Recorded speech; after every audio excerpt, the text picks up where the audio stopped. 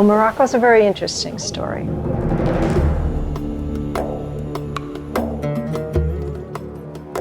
So about 4 years ago, I was sent a video by the international charity SPCA International. And they asked me to take a look at the video.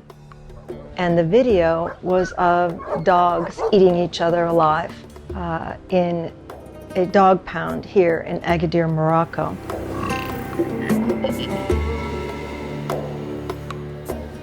And they asked me to do something about it. They asked me to end it.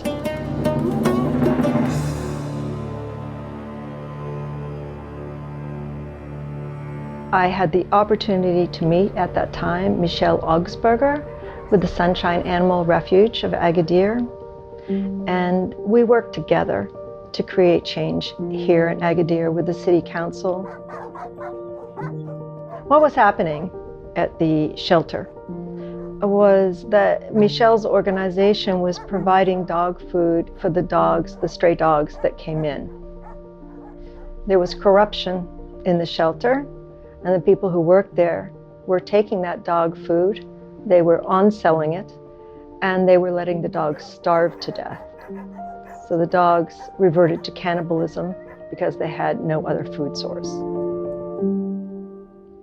And so I worked here in Morocco, but virtually, asking for a city council vote, working with Michelle to have the city agree to TNVR, which is Trap, Neuter, Vaccinate and Release. Mon nom est Michelle Augsburger. Je suis née au Maroc et j'ai grandi au Maroc. Mais je suis suisse et j'ai vécu en Suisse. Et je suis revenue au Maroc pour aider ma région pour lutter contre la surpopulation animale et éradiquer la rage. Et c'est comme ça que j'ai créé une association pour les chiens des rues. La première association s'appelait Le Cœur sur la patte. Et puis après, comme j'ai 3 refuges maintenant, avec plus de 1100 chiens, nous avons une association pour nos refuges qui s'appelle Sarah Morocco. Mais nous faisons aussi du TNR, c'est-à-dire que nous stérilisons et vaccinons aussi les chiens des rues. A few years later, Michelle was working with the Prime Minister's office, and they called me to advise them to consult with the Prime Minister on creating a model city.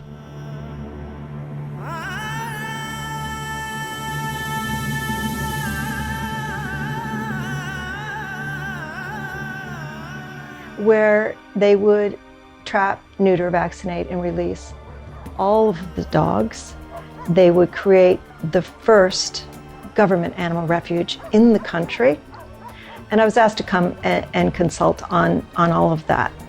And it's been a really great experience.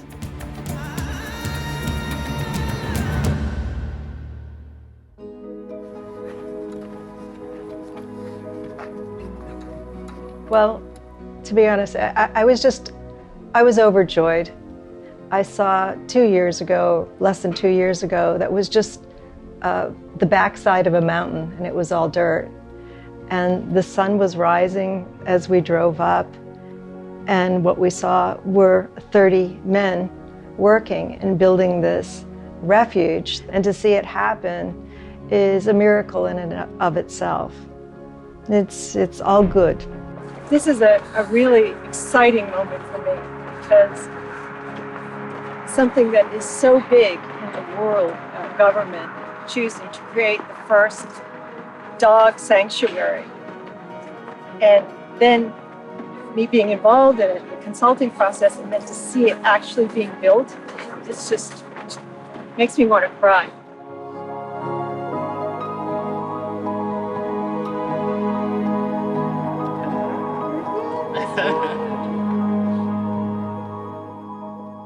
Well, in 2019, King Mohammed VI had a vision, and he went to the government with a vision. He wanted his country to be more compassionate and more humane. Eventually, when you sterilize the animals, it lessens the amount of animals on the streets. And rabies is a problem in this country, something that must be addressed for the health of the people of the kingdom and also the health of the animals. What I saw yesterday was heartbreaking. At every corner, in every village, there are dogs that are suffering from wounds from being hit by cars. There are cats with eyes that are crusted over from disease. You can hear the cries of animals. That's why this initiative was started, and I really look forward to working with the government to pursue it and make sure it happens. There are still many, many problems for animals on the streets. It doesn't go away quickly unless there is a very strong initiative and a commitment by all cities to TNVR. La religion islam, c'est la meilleure religion pour les animaux. Et donc, cette mauvaise méthode des autorités, ça donne une mauvaise image et c'est très dommage parce que les Marocains n'ont pas mérité ça, qui à l'étranger une mauvaise image par rapport aux animaux. C'est pas juste ça. This country can't go back. It must go forward. The people love the animals here. They have compassion for the animals. And the dog catchers don't want to be seen as monsters. They are afraid of getting rabies, and rightly so. But they're also afraid of the people who love them. We must all move forward together in compassion.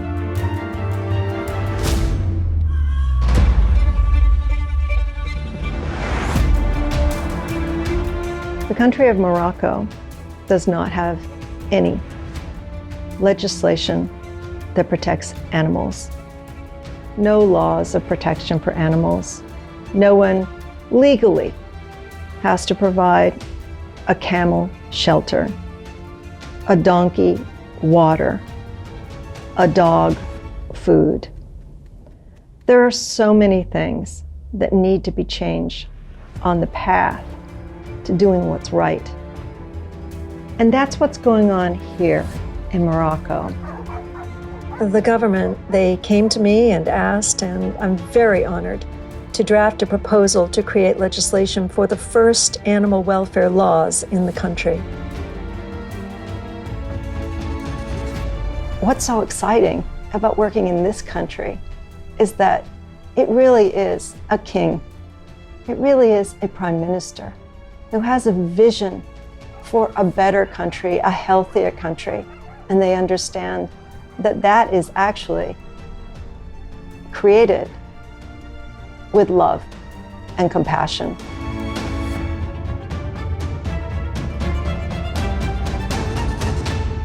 Compassion benefits all: God, King, country.